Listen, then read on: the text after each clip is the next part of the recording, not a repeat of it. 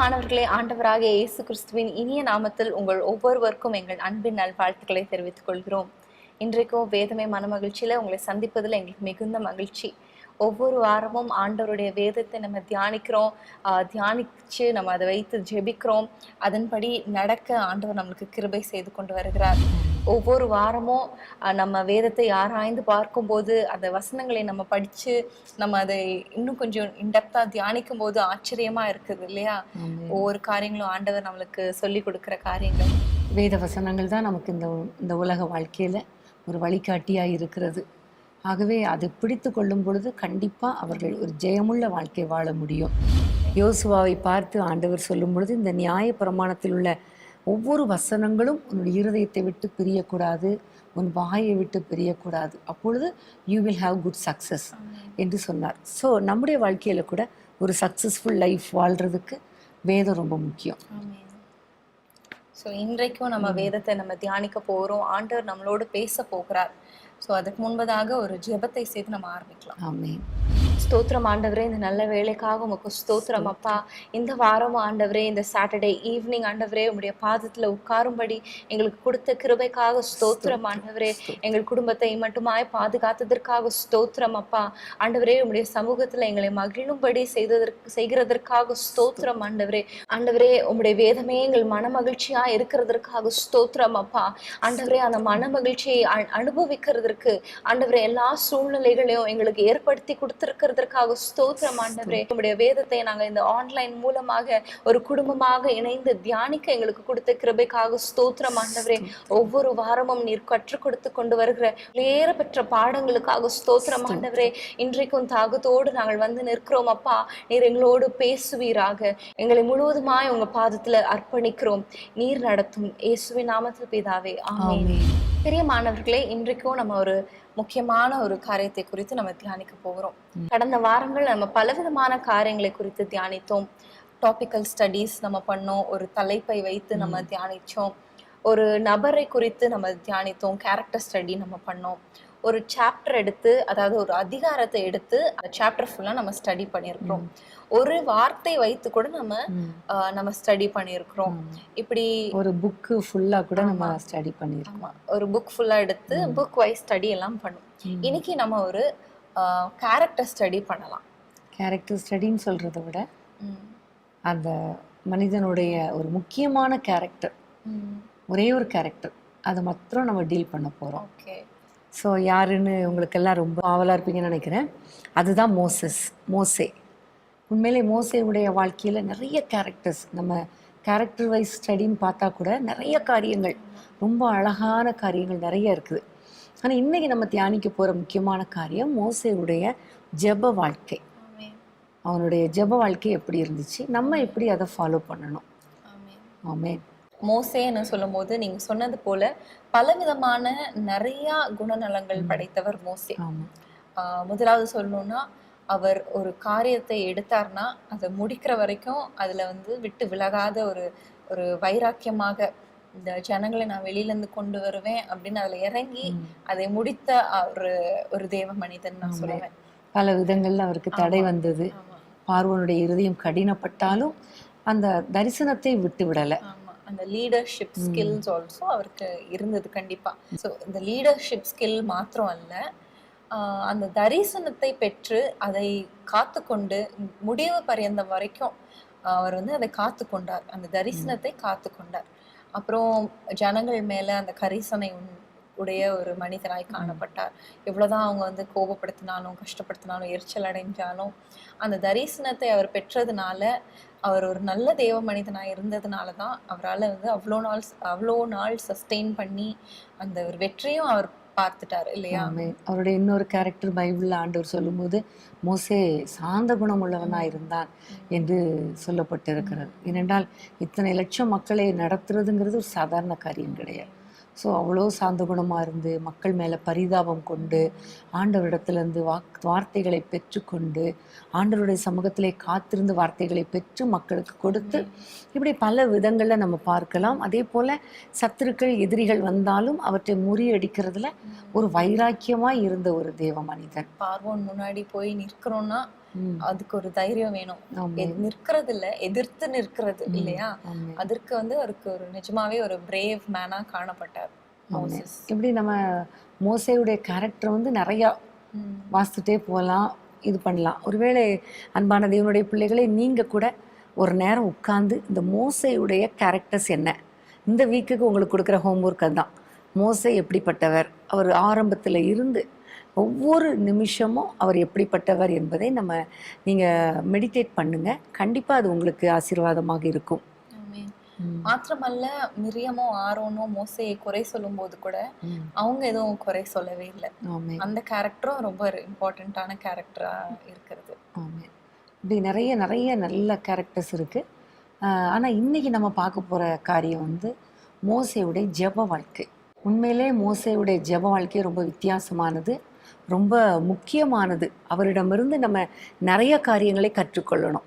So இன்றைக்கி ஜெபிக்கிறோம்னு சொல்கிறோம். ஆனால் எந்த சூழ்நிலையில், எப்படிப்பட்ட சூழ்நிலையில், எப்படிப்பட்ட மக்களுக்காக எப்படி ஜெபித்தார் என்பதை குறித்து நம்ம இன்றைக்கி ஆராய்ந்து பார்க்கலாம். நிச்சயமாகவே இந்த சூழ்நிலையில், இன்றைய காலகட்டத்தில் இது நமக்கு ரொம்ப உதவியாக இருக்கும். முதலாவதாக மோசேயுடைய ஜெப வாழ்க்கையை நம்ம பார்க்கும் பொழுது யாத்திராகமம் 5ஆம் அதிகாரம் 22 பார்க்கிறோம். அந்த வசனத்தை நம்ம வாசிக்கலாமா? அப்பொழுது மோசே கர்த்தரிடத்தில் திரும்பி போய், ஆண்டவரே, இந்த ஜனங்களுக்கு தீங்கு வர பண்ணினதென்ன? ஏன் என்னை அனுப்பினீர்? இந்த இடத்துல நம்ம பார்க்கும் பொழுது ஆண்டவர் சொல்லுகிறார், உன்னை நான் அனுப்புவேன் இஸ்ரவேல் ஜனங்களை விடுவிக்கும்படி. அதனால பார்வோனுக்கு முன்பாக உன்னை அனுப்புவேன் என்று சொல்லி அனுப்புகிறார். அவன் நிறைய அற்புதங்கள் அடையாளங்களை கண்டு ஜனங்களை வெளியே அனுப்பிடுவான்னு சொல்கிறார். ஆனால் நடந்தது என்னன்னா, நம்ம எல்லாருக்கும் தெரியும், போய் ஜனங்களை ஆராதிக்க வெளியே அனுப்புங்கன்னு பார்வோனிடத்துல சொன்ன உடனே பார்வோனுக்கு கோபம் வந்துடுது. இவங்க எவ்வளோ பேர் எவ்வளோ வேலை செஞ்சிட்ருக்காங்க, இதெல்லாம் விட்டுட்டு நீங்கள் ஆராதிக்கணும்னு சொல்லிட்டு ஜனங்களை நீ வஞ்சிக்க பார்க்குறியா, அதெல்லாம் அனுப்ப முடியாதுன்னு சொல்லிட்டு இவங்க மேலே பயங்கர வேலையை சுமத்துறார். இதை குறித்து நம்ம ஏற்கனவே பழைய எபிசோட்ஸில் நம்ம பண்ணியிருக்கிறோம். அப்போது இந்த நேரத்தில் அவனுக்கு ரொம்ப கோவம் வந்து அதிகமாக வேலைகளை சுமத்துகிறான், ஒரு டார்கெட் வைக்கிறான், அவங்கள ஜனங்களை ரொம்ப கஷ்டப்படுத்துகிறான். அப்போ இதை பார்த்த உடனே மோசேக்கு ரொம்ப பரிதாபமாயிருது. ஐயோ, என்னால் தானே, நம்மளால தானே ஜனங்கள் இவ்வளோ தீங்கு அனுபவிக்கிறாங்க, இது வரைக்கும் கூட கொஞ்சம் கஷ்டப்படாமல் இருந்தாங்க, அதனால் ஏன் இவ்வளோ தீங்கு வருது ஆண்டவரே என்று சொல்லி ஆண்டவரிடத்தில் ஜனங்களுக்காக பரிதாபத்தோடு ஜெபிக்கிறதை நம்ம பார்க்குறோம். ஸோ ஜனங்கள் கஷ்டப்படுகிறதை அவர் பார்த்து அவர் வேதனைப்பட்ட ஒரு மனிதரை பார்க்கிறோம். ஒரு ஆத்தும பாரம் இல்லையா? அவர் சந்தோஷமாக மீதியானியர் தேசத்துல அவங்க மனைவி, பிள்ளைங்கள், மாமனார் அப்படின்னு உட்கார்ந்துருக்கலாம் அந்த ஆட்டு மந்தைகளே பார்த்துட்டு. ஆனா ஆண்டவர் அவருக்குள்ள கொடுத்த அந்த பாரம், அந்த மக்களை குறித்த பாரம், அதனால அவர் வந்து எழும்பி வருகிறார். இந்த மாதிரி பிரச்சனை தீர்க்கலான்னு பார்க்கிறார். பிரச்சனையை தீர்க்கலான்னு பார்த்தா இன்னும் நிறைய பிரச்சனை வந்ததுனால ஜனங்கள் எல்லாம் எதிர்த்தாலும் அவர் தொடர்ந்து வந்து ஜெபிக்கிறார். ஆமே, ஒரு பரிதாபம், ஜனங்கள் மேல ஒரு பரிதாபப்படும். இன்னைக்கு இருக்கிற காலகட்டத்துல எவ்வளவு மக்கள் அழிந்து கொண்டு இருக்கிறாங்க, எத்தனை குடும்பங்கள் கொரோனாவால பாதிக்கப்படுறாங்க, எத்தனையோ பேருக்கு இன்னைக்கு வேலை இல்லை, இழந்துட்டாங்க. இதெல்லாம் பார்க்கும் பொழுது நம்ம ஜாலியா சந்தோஷமா இருக்கக்கூடாது. ஆண்டவருடைய சமூகத்தில், அப்பா, மக்களுக்காக நாங்கள் ஜெபிக்கிறோம், ஏன் ஆண்டவரே இவ்வளோ தீங்கு, தயவு செஞ்சு ஜனங்கள் மேலே பரிதாபம் கொள்ளும் என்று ஆண்டவரிடத்துல நம்ம ஜெபிக்கணும். ஸோ அதுதான் நம்ம இன்னைக்கு மோசே இடத்துலேருந்து, அவருடைய ஜெப வாழ்க்கையிலேருந்து நம்ம கற்றுக்கொள்கிறோம்.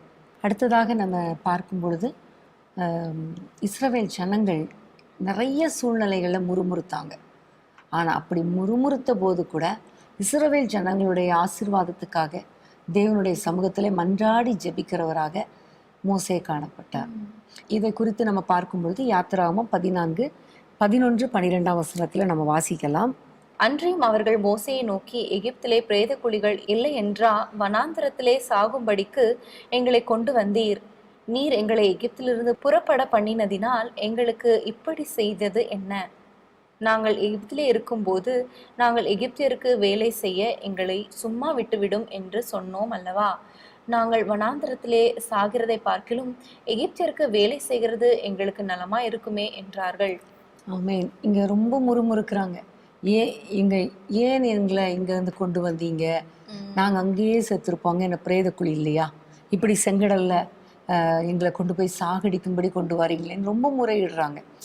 அது வரைக்கும் பார்த்தா அவ்வளோ அற்புதங்களை கர்த்தர் செய்கிறார். 10 வாதைகள் வந்துச்சு. அந்த 10 வாதைகளும் இஸ்ரவேல் ஜனத்துல ஒருத்தர் கூட வரல, எல்லாமே எகிப்தியருக்கு வந்துச்சு. அவ்வளோ இஸ்ரவேல் ஜனங்களுக்காக ஆண்டவர் அவ்வளோ காரியங்களை செஞ்சு அதை பார்த்தும் இந்த மோசே மட்டும் வரலன்னா எகிப்தை விட்டு வெளியே வந்திருக்க முடியாது. ஆனாலும் இவங்க எல்லாரும் முறுமுறுக்கிறாங்க. எங்களுக்கு என்ன அங்கே பிரேத குழி இல்லைன்னா இங்கே கொண்டு வந்துட்டீங்க, அங்கேயே நாங்கள் வேலை செஞ்சுட்டு நிம்மதியாக இருந்திருப்போமே அப்படின்னு ரொம்ப முறுமுறுக்கிறாங்க. அப்பவும் அவர் ஆண்டவருடைய சமூகத்தில் போய் நிற்கும்போது தான் 15ஆம் வசனத்தில் ஆண்டவர் சொல்லுகிறார், அப்பொழுது கர்த்தர் மோசேயை நோக்கி, நீ என்னிடத்தில் முறையிடுகிறது என்ன? புறப்பட்டு போங்கள் என்று இஸ்ரவேல் புத்திரருக்கு சொல்லு. இங்கே நீ என்னிடத்தில் முறையிடுகிறது என்ன அப்படின்னு கேட்கறதுலேருந்து இவர் போய் ஆண்டவருடைய சமூகத்தில் ஜெபிக்கிறார். ஜெபம் பண்ணி, ஆண்டவரே நான் என்ன பண்ணுறது இந்த டைமில்? முன்னாடி பார்த்தா செங்கடல், பின்னாடி பார்த்தா பார்வோன் சேனை, என்ன செய்வது என்று அவர் ஆண்டவரிடத்தில் போய் முறையிட்டு ஜெபம் பண்ணுகிறத நம்ம பார்க்கிறோம். ஸோ இஸ்ரவேல் ஜனங்கள் முறுமுறுத்தாலும் மோசே தேவனுடைய சமூகத்தில் ஜெபிக்கிறவராக இருக்கிறார். இப்படி அவங்க செங்கடலை கடந்து மாராவுக்கு வராங்க. இஸ்ரவேல் ஜனங்களை மோசே நடத்தி கொண்டு வருகிறார். மாராவிலும் இதே பிரச்சனை தான். இதை நம்ம 15ஆம் அதிகாரத்தில் பார்க்கிறோம். 23ஆம் வசனத்தை வாசிக்கிறேன். அவர்கள் மாராவிலே வந்தபோது மாராவின் தண்ணீர் கசப்பா இருந்ததினால் அதை குடிக்க அவர்களுக்கு கூடாது இருந்தது. அதனால் அவ்விடத்துக்கு மாரா என்று பெயரிடப்பட்டது. அப்பொழுது ஜனங்கள் மோசேக்கு விரோதமாய் முறுமுறுத்து என்னத்தை குடிப்போம் என்றார்கள். மோசே கர்த்தரை நோக்கி கூப்பிட்டான். அப்பொழுது கர்த்தர் மோசேக்கு ஒரு மரத்தை காண்பித்தார். அதை அவன் தண்ணீரிலே போட்டவுடனே அது மதுரமான தண்ணீராயிற்று. ஹல்லேலூயா. இங்கேயும் அதே மாதிரிதான் ஒரு பிரச்சனை வரும்போது உடனே மோசேக்கு விரோதமாக ஜனங்கள் முறுமுறுக்கிறாங்க. அந்த சூழ்நிலையில மோசே அவரும் சேர்ந்து முறுமுறுக்காம, இல்லைன்னா அவரோட தரிசனத்தை விட்டு விடாம ஆண்டவர்கிட்ட போய் ஜெபிக்கிறார். அப்பொழுது அவங்களுக்கு ஒரு ஆன்சர் ஆண்டவர் கொடுக்கிறார். இன்னும் நம்ம பார்க்கும்போது சாப்பாட்டுக்காக அவங்க முறுமுறுத்தாங்க, தண்ணிக்காக முறுமுறுத்தாங்க. அப்படியே லைனா நம்ம பார்த்தா ஒவ்வொரு இடங்களிலும் இஸ்ரவேல் ஜனங்கள் ஏதாவது இல்லை அப்படின்னா உடனே முறுமுறுப்பாங்க. அவங்களுடைய வாழ்க்கையில ஆண்டவர் நமக்கு அற்புதம் செய்வார், எவ்வளோ அழகா எகிப்திலிருந்து வெளியே கொண்டு வந்தார், அப்புறம் செங்கடலை எப்படி பிளந்தார், இதெல்லாம் அவங்க கவலையே கிடையாது. அந்தந்த டைமுக்கு அந்தந்த சாப்பாடு வரணும், இல்லைன்னா முறுமுறுப்பு. ஆனால் அப்படிப்பட்ட சூழ்நிலையில மோசே ஒவ்வொரு சூழ்நிலையிலும் ஆண்டவரை நோக்கி ஜெபிக்கிறவராக இருந்தார். இன்றைக்கும் பார்த்தா வீடுகளில் ஒவ்வொருத்தர் வீடுகளையும் பார்க்கும்போது இன்னைக்கு இருக்கிற சூழ்நிலையில் ஏதாவது ஒன்று இல்லை அப்படின்னா உடனே முறுமுறுக்கிறோம். அது இல்லையே, இது இல்லையே, ஆண்டவர் எனக்கு தரலையே, ஏன் தரல அப்படின்ட்டு. ஆனால் இன்றைக்கு இதை பார்க்குற நம்ம என்ன செய்யணும்னா, யார் முறுமுறுத்தாலும் நம்ம முறுமுறுக்கக்கூடாது, நம்ம ஆண்டவரை நோக்கி கூப்பிடணும். வீட்டில் யாராவது முறுமுறுத்தாங்கன்னா உடனே ஏசப்பா இந்த சூழ்நிலையில் நாங்கள் என்ன செய்யணும்? மோசே எப்படி ஜெபித்தாரோ அதே போல் நம்ம ஜெபிக்கும்போது ஆண்டவர் ஒவ்வொரு காரியத்திலும் ஒரு சொல்யூஷனை கொடுப்பார். நம்ம முதல்ல பார்த்தோம், மாராவில் வரும்பொழுது ஒரு கொப்பை வெட்டி போடும்படி கர்த்தர் அவனுக்கு ஒரு ஆலோசனை கொடுத்தார். அதே போல் தண்ணி இல்லைன்னு சொல்லும்போது அந்த கோலை ஓங்கி கண்மலையில் அடின்னு ஒரு ஆலோசனை கொடுத்தார். அதே போல் மன்னாவுக்காக சாப்பிட்றதுக்காக முறுமுறுக்கும் பொழுதும் அவர் மோசே மூலமாக சொல்கிறாரு, மன்னாவை நான் நாளைக்கு காலையில் வர பண்ணுவேன், காலையில் போய் எல்லாரும் வெளியில் போய் அந்த பனி நீங்கின உடனே இதில் பார்த்தா அழகாக மன்னா இருக்குன்னு சொல்லி கொடுத்தாரு. காடை வரும்னு சொன்னார். ஒவ்வொரு விஷயத்துலையும் ஆண்டவர் ஒரு ஆலோசனை கொடுத்தார். கூட கையை நீட்டு. ஆமாம், கரெக்டு, ரொம்ப அழகா. அதாவது ஆண்டவரை நோக்கி பார்த்தவர்களுக்கு ஆலோசனை கிடைத்தது. ஆண்டவரை நோக்கி பார்க்காம முறுமுறுத்தாங்க, ஆனாலும் அவங்களுக்கு அற்புதம் நடந்தது உண்மைதான். ஆனாலும் நம்ம செய்ய வேண்டியது மோசையை ஃபாலோ பண்ணணும். நம்முடைய குடும்ப வாழ்க்கையில், நம்முடைய வீட்டில் நிறைய குறைவுகள் இருக்கிறது, நிறையா மனிதர்கள் இருக்காங்க, குடும்பத்தினர் இருக்காங்க. ஒவ்வொருத்தரும் ஒவ்வொரு கோணத்தில் பார்ப்பாங்க, ஒவ்வொருத்தரும் ஒவ்வொரு காரியத்துக்காக முறுமுறுப்பாங்க. ஆனால் நம்ம ஆண்டவரை அறிந்த பிள்ளைங்க முறுமுறுக்காம, அவங்களே ஏற்று பேசாமல் நம்ம ஆண்டவரிடத்துல போய் இந்த சூழ்நிலையில் நான் என்ன செய்கிறது ஏசப்பா, இவங்க எல்லாம் இவ்வளோ கஷ்டப்படுறாங்களே, முறுமுறுக்காங்களே, வேதனைப்படுறாங்களே, நான் என்ன செய்வது என்று கேட்கும்போது ஆண்டவர் நமக்கு நல்ல ஆலோசனைகளை கொடுப்பார். நம்முடைய எல்லா பிரச்சனைக்கும் ஒரு முடிவை உண்டு பண்ணுவார். ஆமென். ஸோ இந்த நேரத்தில் வாலிப பிள்ளைங்க, உங்களுக்கு நான் அன்பாக சொல்கிற காரியம், அம்மா கிட்ட சண்டை போடாதீங்க, அந்த சாப்பாடு தரல, சரியாக செய்யலை, சரியாக சமைக்கலை அப்படி நீங்கள் முறுமுறுக்காதீங்க. ஏன்னா எத்தனையோ பிள்ளைங்களுக்கு சாப்பிட்றதுக்கு சாப்பாடு இல்லை. அதனால் ஆண்டவருக்கு நம்ம நன்றி செலுத்துகிறவங்களா இருக்கணும், ஆண்டவரை நோக்கி பார்க்குறவங்களா இருக்கணும். ஆல்சோ இந்த நேரத்துல உங்களுக்கு ஆண்டவர் கொடுத்த தாய் தகப்பனுக்கும் நீங்க நன்றி உள்ளவர்களா இருங்க. ஒருவேளை உங்க தாய் தகப்பனால உங்களுக்கு லக்ஸூரியான ஃபோன்ஸ் வாங்கி தர முடியாம இருக்கலாம், பெரிய பெரிய காரியங்களை உங்களுக்காக செய்யாம இருக்கலாம். ஆனா தாய் தகப்பனே இல்லாம எத்தனையோ குழந்தைகள் இங்க வாழ்ந்து கொண்டிருக்கிறாங்க. இந்த கொரோனானால அவங்க இழந்து போயிட்டாங்க. ஸோ உங்களுக்கு ஆண்டவர் கொடுத்த தாய் தகப்பனை நீங்க கனம் பண்ணுங்க, அவங்களுக்காக நீங்க நன்றி சொல்லுங்க. அவங்க செய்யற ஒவ்வொரு சின்ன காரியத்துக்கும் நீங்க தேங்க்ஃபுல்லா இருங்க, கிரேட்ஃபுல்லா இருங்க. அவங்களுக்காக ஆண்டவர்கிட்ட நன்றி சொல்லுங்க. ஆண்டவர் உங்க மனவிருப்பங்க எல்லாவற்றையும் அவர் நிறைவேற்றுவாரு.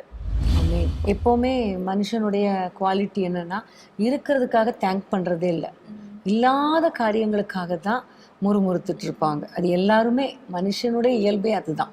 ஆனால் இன்றைக்கு காலகட்டத்தில் நமக்கு இருக்கிறதுக்காக நம்ம ஸ்தோத்திரம் பண்ணணும், அவரை துதிக்கணும்.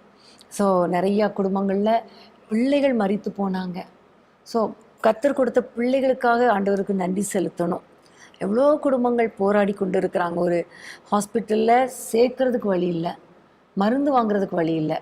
ஆனால் கர்த்தர் நமக்கு ஜீவனை கொடுத்திருக்கிறார், சுகத்தை கொடுத்திருக்கிறார். அதுக்காக நம்ம ஒவ்வொரு நாளும் தேங்க்ஃபுல்லாக இருக்கணும். இஸ்ரவேல் ஜனங்கள் கூட ஆண்டவர் அவங்களுக்கு 365 டேஸும் மன்னாவை கொடுத்தாரு. அவங்களுக்கு சாப்பாடு இருந்த போதிலும் அது அவங்களுக்கு வந்து இதை விட எங்களுக்கு பெட்டர் ஃபுட் வேணும், அந்த மாதிரி ஃபுட் வேணும், இந்த மாதிரி ஃபுட் வேணும் அப்படின்னு கேட்டுக்கொண்டிருந்தாங்க. அது போலதான் அநேகர் நம்ம பார்க்கிறோம். இருந்தாலும் நம்மளுக்கு கையில ஆசீர்வாதம் இருந்தாலும் அதே போல வேணும், இது போல வேணும், இன்னும் வேணும் அப்படின்னு சொல்லி முறுமுறுத்து கொண்டிருக்கிறாங்க. ஒரு அன்சாட்டிஸ்ஃபைடா, கண்டென்ட் இல்லாம, அவங்கள இருக்கிறத வைத்து அவங்க சந்தோஷமா வாழாம அவங்க கஷ்டப்பட்டு கொண்டிருக்கிறாங்க. என்னோட வாழ்க்கையில கூட அநேக நேரத்துல நான் வந்து எனக்கு ட்ரெஸ் இல்லை அப்படின்னு சில காரியங்களை குறித்து நான் வந்து அம்மா கிட்ட நான் சொல்லும் போது அவங்க எனக்கு சொல்லி கொடுத்த ஒரு காரியம் என்னன்னா, நம்ம கம்பேர் பண்ணும்போது நம்மளை விட மேலானவங்களை வைத்து நம்ம கம்பேர் பண்ணவே கூடாது. நம்மளோட கீழே இருக்கிறவங்க, வசதியில குறைவா இருக்கிறவங்க, நம்மளை விட அவங்களால முடியாதவங்க, நம்மளை விட கஷ்டப்படுகிறவங்கள பார்க்கும்போது எத்தனையோ பேருக்கு ஒரு வருஷத்துல ஒரு புது ட்ரெஸ் கூட வாங்க முடியாத குழந்தைகள்லாம் நம்ம இந்தியா தேசத்துல வாழ்ந்து கொண்டிருக்கிறாங்க. ஸோ அவங்கள கம்பேர் பண்ணும்போது ஆண்டவர் நம்மளை எவ்வளவாய் உயர்த்தி வச்சிருக்கிறார் இல்லையா, எவ்வளோ பிளஸ் பண்ணி வச்சிருக்கிறார் என்பதை அவங்க எனக்கு சொல்லி கொடுத்தாங்க. ஸோ அதன்படி நம்ம செய்யும்போது நமக்கு ஆண்டவர் கொடுத்த ஆசீர்வாதத்தை மேன்மையாக நம்ம எண்ணும்போது, நமக்கு இருக்கிற காரியங்களை வைத்து இது எனக்கு போதும் அப்படின்னு சொல்லி நம்ம சந்தோஷமாக ஆண்டவர் அதில் ஸ்தோத்தரிக்கும் போது நம்மளுடைய மனவிருப்பம் எல்லாவற்றையும் ஆண்டவர் வந்து கண்டிப்பா ஃபுல்ஃபில் பண்ணுவாரு. யங் பீப்புள் பார்த்து கொண்டிருந்தீங்கன்னா, ஸோ காலேஜ் போகும்போது ரிப்பீட் பண்றது ரொம்ப கஷ்டமா இருக்கும். அந்த நாட்கள்ல நம்ம வந்து ரிப்பீட் பண்ணாம போடணும் அப்படின்ற ஒரு மைண்ட் செட் இருக்கணும். ஆனா பிரியமானவர்களே, நீங்க ஒரு வேளை அப்படி நீங்க நினைச்சு கொண்டிருந்தீங்கன்னா, ட்ரெஸ் எல்லாம் ஒரு காரியமே இல்லை. நீங்க ஆண்டவர்கிட்ட கேளுங்க, ஆண்டவரே எனக்கு நான் ரிப்பீட் பண்ணாம நான் போடணும்னு கேளுங்க. ஆண்டவர் கண்டிப்பா அவருக்கு சித்தமான ட்ரெஸ் உங்களுக்கு கொடுப்பாரு. நீங்க அதை வைத்துக்கொண்டு எனக்கு ட்ரெஸ் இல்லை, எனக்கு வந்து ஷூஸ் இல்லை, எனக்கு வந்து பேக் இல்லை அப்படின்னு சொல்லி நீங்க ஒரு நாளும் நீங்க வந்து கஷ்டமே படாதீங்க. நீங்க எதுலலாம் நீங்க வந்து இல்லை அப்படின்னு நினைக்கிறீங்களோ நீங்க ஆண்டவர்கிட்ட சொல்லுங்க. கண்டிப்பாக நான் சொல்றேன், ஆண்டவர் உங்களை அதிகமா ஆசீர்வதிப்பார் அந்த காரியத்துல. ஒரு நாளும் நீங்க வந்து அம்மா அப்பா கிட்ட போய் எனக்கு அது இல்லை இது இல்லைன்னு முறுமுறுக்காதீங்க. என்னோட அம்மா அப்பா எனக்கு வாங்கி தரல, நீங்க வேஸ்ட்டு, அவங்க அம்மா அப்பா பாருங்க அவ்வளோ வாங்கி கொடுத்துருக்காங்க, அந்த பையன் பாருங்க அவன் வந்து போட்ட ஒரு நாள் போட்ட ட்ரெஸ்ஸை அந்த மாதம் ஃபுல்லாக ரிப்பீட் பண்ண மாட்டான். அதெல்லாம் ஒரு காரியமே இல்லை. நீங்கள் அதெல்லாம் விட்டுட்டு நீங்கள் வந்து ஆண்டவரே நீங்கள் எனக்கு என்ன சொல்கிறீங்க, நான் எப்படி உங்களுக்கு பிரியமாக வாழணும் அப்படின்னு சொல்லி நீங்கள் ஜெபம் பண்ண ஆரம்பிங்க. உங்களோட டிசையர்ஸ் எல்லாவற்றையும் ஆண்டவர் ஃபுல்ஃபில் பண்ணுவார். மோசேயுடைய இன்னொரு ஜெப வாழ்க்கையை நம்ம பார்க்கும் பொழுது, மோசேக்கு விரோதமாக பேசின பொழுதும் ஜனங்களுக்காக ஜெபம் பண்ணின ஒரு அருமையான ஒரு கேரக்டரை நம்ம பார்க்குறோம். இது என்னாகமும் 16ஆம் அதிகாரத்தில் இருக்கிறது. மோசேக்கும் ஆரோனுக்கும் விரோதமாக ஜனங்கள் பேசினாங்க. ஜனங்கள் பேசினதுனால ஆண்டவர் ஒரு வாதை அனுப்பினார். அந்த வாதை ஜனங்களை அழித்து கொண்டு இருக்கும் பொழுது மோசே, ஐயோ ஜனங்கள் இப்படி அழுகிறாங்களே என்று வேதனையோடு கூட ஆரோனை நோக்கி, நீ போய் தூப கலசரத்தில் தூபவர்க்கம் எடுத்து உயிரோடு இருக்கிறவர்களுக்கும் செத்தவர்களுக்கும் நடுவாக நில் என்று சொல்லி நின்று ஜெபிக்க வைத்தான். அப்படி ஜெபித்த பொழுது வாதை நிறுத்தப்பட்டது என்று நம்ம பார்க்கிறோம். உண்மையிலே இந்த காலத்திலேயா இருந்தா ஆண்டவர் கரெக்டாக தான் அவங்களுக்கு தண்டனை கொடுத்துருக்கிறாரு. எனக்கு விரோதமாக இவ்வளோ பேசுனாங்க, கரெக்டு, அவங்க அப்படிதான் அழிக்கப்படணும் அப்படின்னு பேசியிருக்கலாம். ஆனால் மோசே அப்படி பேசலை. ஜனங்கள் அழிகிறாங்களே என்று சொல்லி எனக்கு விரோதமாக பேசுனதுனால தான் அவங்க அழிகிறாங்க, கரெக்டு, ஆனால் அவங்க அழிக்கப்படக்கூடாது என்பதில் ரொம்ப தீவிரமாக இருந்து அந்த தூப வர்க்கத்தை எடுத்துக்கொண்டு போனார்கள் என்று பார்க்கிறோம். தூப வர்க்கம் என்று சொல்லும் பொழுது அது பரிசுத்தவானுடைய ஜெபம் என்று வெளிப்படுத்தல சொல்லப்பட்டிருக்கிறது. ஸோ தன்னை குறித்து விரோதமாக பேசினவர்களுக்காக மன்றாடி ஜெபித்தவர் தான் இந்த மோசே. இது ரொம்ப ரேர் கேரக்டர் இல்லையா? ரொம்ப ஆச்சரியமான ஒரு காரியம். ஸோ மக்கள் விரோதமாக பேசும்போது ஜெபித்தவர் மோசேன்னு பார்க்கிறோம். என்னாகும் 12ஆம் அதிகாரம் 1ஆம் வசனத்துல பார்க்கிறோம், ஆரோனோ மிரியாமோ, அதாவது கூட பிறந்த சொந்த அக்காவும் அண்ணனும் மோசேக்கு விரோதமாக பேசும்போது என்ன நடக்குதுன்னு பார்க்கலாம். எத்தியோப்பியா தேசத்து ஸ்திரீயை மோசே விவாகம் பண்ணி இருந்தபடினால் மிரியாமும் ஆரோனும் அவன் விவாகம் பண்ணின எத்தியோப்பியா தேசத்து ஸ்திரீ நிமித்தம் அவனுக்கு விரோதமாய் பேசி, ஸோ மோசே ஒரு அந்நிய ஸ்திரீயை விவாகம் பண்ணினதுனால அவருடைய சொந்த பிரதரும் சிஸ்டருமே அவருக்கு விரோதமாக பேசினதுனால என்ன நடந்தது என்பதை நம்ம 9, 10 ஆகிய வசனங்கள் நம்ம படிக்கலாம். கர்த்தருடைய கோபம் அவர்கள் மேல் மூண்டது, அவர் போய்விட்டார், மேகம் கூடாரத்தை விட்டு நீங்கி போயிற்று, மிரியாம் உறைந்த மலையின் வெண்மை போன்ற குஷ்டரோகி ஆனாள், ஆரோன் மிரியாமை பார்த்தபோது அவள் குஷ்டரோகியா இருக்க கண்டான். பார்க்கிற ஒரு கொடுமையான தண்டனையை மிரியாம் அனுபவிக்கிறாங்க. அதாவது அவருடைய தம்பியை குறித்து, அதாவது ஆண்டவரால் அபிஷேகம் பண்ணப்பட்ட தெரிந்து கொள்ளப்பட்ட அந்த ஒரு ஜெப வீரனை குறித்து அவங்க பேசினதுனால மிரியாமுக்கு ஆண்டவர் கோபப்பட்டு அவ்வளோ பெரிய ஒரு தண்டனை அவங்க கொடுக்குறாங்க. ஆரோனுக்கு கொடுக்கல, பட் அவருக்கு ஒரு வார்னிங்கா கூட இருந்திருக்கலாம், உனக்கும் இதுதான் நடக்கும் பாரு அப்படின்ற மாதிரி. ஸோ இப்படி நடக்கும்போது மோசே என்ன பண்ணாரு அப்படிங்கிறத 13ஆம் வசனத்துல வாசிக்கலாம். அப்பொழுது மோசே கர்த்தரை நோக்கி, என் தேவனே அவளை குணமாக்கும் என்று கெஞ்சினான். எவ்வளவு ஒரு அருமையான ஒரு கேரக்டர் இல்லையா? ஜனங்கள் அவங்களுக்கு விரோதமாக பேசும்போதும் சரி, கூட பிறந்தவங்க அவங்களுக்கு விரோதமாக பேசும்போதும் சரி, மோசே அவங்களுக்காக ஜெபிக்கிற ஒரு ஜெப வீரனாய், அவங்களுக்காக மன்றாடுகிறவராய், அவங்களுடைய அவங்களோட வியாதி மறையணும் அப்படின்னு சொல்லி அவங்களுக்கு கூட பாரத்தோடு ஜெபிக்கிற ஒரு மனுஷனாய் அங்க காணப்படுகிறார். தனக்கு விரோதமாக எவ்வளோ கேவலமா பேசினா கூட, ஆண்டவருடைய தண்டனையே வந்தா கூட அதனால அவர் சந்தோஷப்படலை, கெஞ்சினார். அதை பார்க்கும்போது ரொம்ப ஆச்சரியமா இருக்கு. கெஞ்சி ஜெபிக்கிறார், ஆண்டவரே எப்படியாவது குணமாக்கும். அன்பான தேவனுடைய பிள்ளைகளே, உங்க வாழ்க்கையில உங்களுக்கு விரோதமா நிறைய பேர் பேசலாம். உண்மையிலே நம்ம மனுஷனா இருந்தா நமக்கு விரோதமா நிறைய பேர் பேசுவாங்க. நம்ம நன்மை செஞ்சாலும் பேசுவாங்க, நன்மை செய்யாட்டாலும் பேசுவாங்க. அவ்வளோ பெரிய ரட்சிப்பை கொண்டு வந்த ரட்சகர் தான் இந்த மோசே. இல்லைன்னா அவங்க இன்னும் அடிமைத்தனத்துல தான் இருந்திருக்கணும். ஆனா அதை கூட புரிஞ்சுக்காம இவருக்கு விரோதமா பேசுனாங்களே, ஆனா அந்த சூழ்நிலையிலும் கெஞ்சி பிரார்த்தித்ததை நம்ம பார்க்கிறோம். நிஜமாவே சொல்லணும்னா நம்மளுக்கு விரோதமாக பேசினவங்களுக்கு நம்ம பிரார்த்திக்கிறதே ஒரு பெரிய விஷயம்தான். ஆனா அதுல கெஞ்சி பிரார்த்திக்கிறது ரொம்ப ஒரு நிஜமாவே அது ஒரு முடியாத காரியமா தான் இன்றைக்கு இருக்கிற சூழ்நிலை காணப்படுகிறது.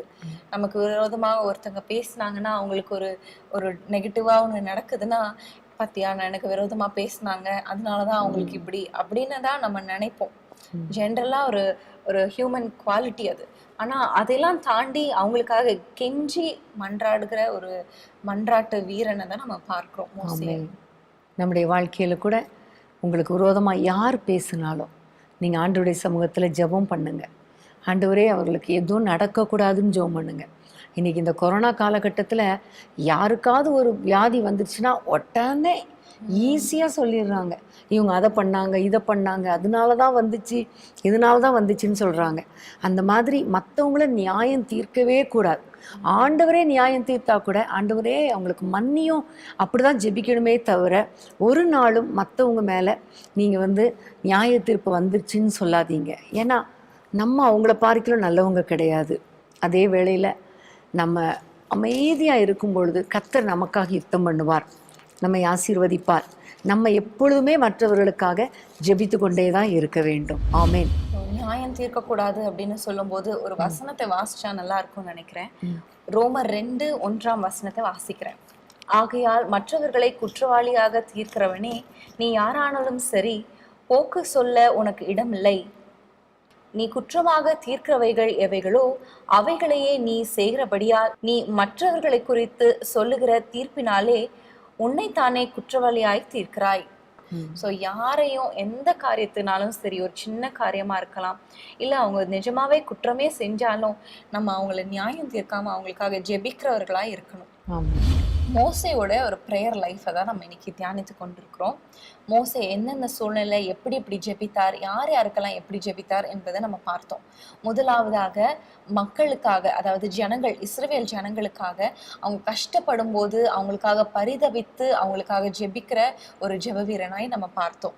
அடுத்ததாக இஸ்ரவேல் ஜனங்கள் முறுமுறுக்கும் போதும், ஆண்டவர் எவ்வளோ அற்புதம் செஞ்சாலும் ஒரு பிரச்சனை வரும்போது ஆண்டவருக்கு விரோதமா முறுமுறுக்கும் போதும் அவங்களுக்காக ஆண்டவர்கிட்ட போய் மன்றாடுகிற ஒரு ஜெப வீரனாய் நம்ம பார்த்தோம். மூன்றாவதாக மக்கள் அவருக்கு விரோதமாக பேசும்போதோ, கூட பிறந்தவங்க அவங்களுக்கு விரோதமாக பேசும்போதும் அவங்களுக்காக கெஞ்சி மன்றாடுகிற ஒரு அற்புதமான ஒரு குணம் படைத்த மோசையை நம்ம பார்த்தோம்.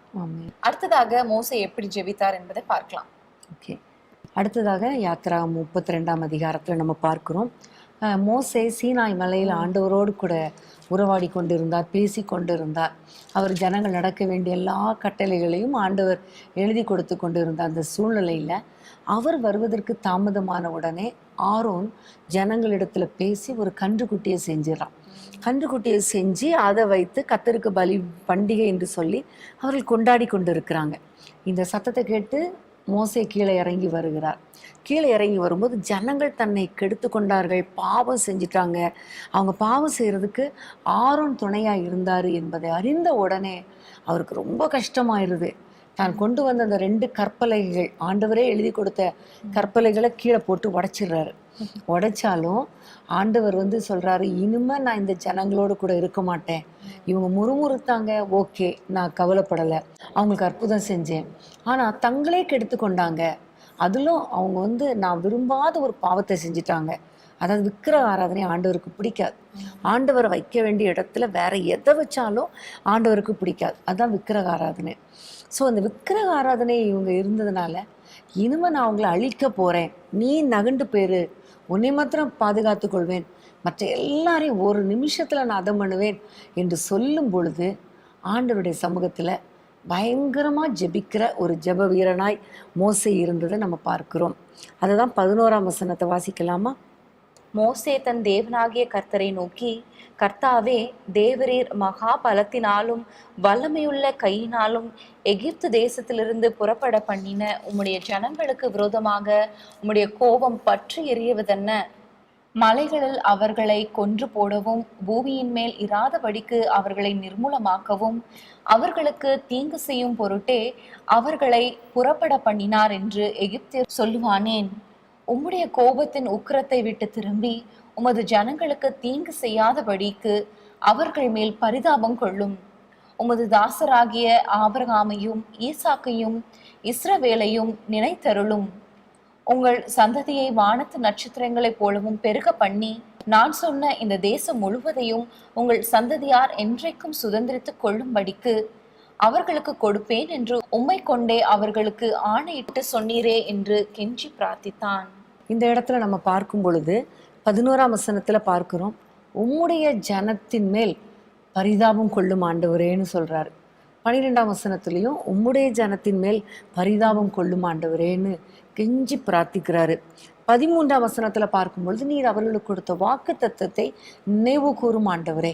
ஏன் ஆண்டவரே அழிக்க போறீங்க? ஏற்கனவே நீங்க சொல்லியிருக்கிறீங்க, பாலும் தேனும் ஓடுகிற அந்த தேசத்துல கொண்டு போய் சேர்ப்பேன், அந்த வாக்கு தத்தத்தை நினைவு கூறுங்கள் என்று சொல்லி அவர்களை பெருக பண்ணும் ஆண்டவரே, அந்த வாக்கு தத்தத்தை மறந்துடாதீங்கன்னு சொல்றாரு. அதுக்கப்புறம் 13 முடியும் போது கெஞ்சி பிரார்த்தித்தான் என்று நம்ம பார்க்கிறோம். இன்னும் நம்ம பார்க்கும்பொழுது 32 வாசித்தோமே ஆனால் 32, ஆகிலும் தேவரீர் அவர்கள் பாவத்தை மன்னித்தருளுவீரானால் மன்னித்தருளும், இல்லாவிட்டால் நீர் எழுதின உம்முடைய புஸ்தகத்திலிருந்து என் பேரை கிறுக்கி போடும் என்றான். இங்க ரொம்ப இன்னும் பயங்கரமான ஒரு ஜெபம் பண்றாரு. வாக்குத்தத்தத்தை சொல்றாரு, உம்முடைய ஜனம்னு கெஞ்சுறாரு, கெஞ்சி பிரார்த்திக்கிறாரு, பரிதாபம் கொள்ளுங்கப்பான்னு கேட்குறாரு. எல்லாவற்றுக்கும் மேலே ஆண்டவருடைய கோபம் குறையலன்னு உடனே சொல்றாரு, இவங்களை மன்னிக்கிறான் தான் மன்னிங்க ஆண்டவரே, பாவம் செஞ்சிட்டாங்க உண்மைதான், ஆனால் பாவம் செஞ்சிட்டாங்கன்னு நீங்கள் மன்னிக்காமல் விட்டீங்கன்னா என்னுடைய பேரை அந்த ஜீவ புஸ்தகத்திலேருந்து கிறுக்கி போட்டுரும், நானும் பரலோகத்துக்கு வரல அப்படின்னு. இது ரொம்ப ஆச்சரியமான ஒரு ஜெபம். உண்மையிலே பாவம் செஞ்ச மக்களுக்கு தண்டனை உண்டுன்னு தான் நம்ம பேசுவோம். ஆனால் அவங்க பாவம் செஞ்சாலும் மன்னி ஆண்டவரே என்று கெஞ்சி பிரார்த்தித்து என்னுடைய பேரை கூட கிறுக்கி போட்டுருங்க, அவங்க பேரை எழுதுங்கப்பா என்று சொல்லி, இப்படிப்பட்ட ஒரு ஜெப வாழ்க்கை உண்மையிலே ரொம்ப ஆச்சரியமாக இருக்குது.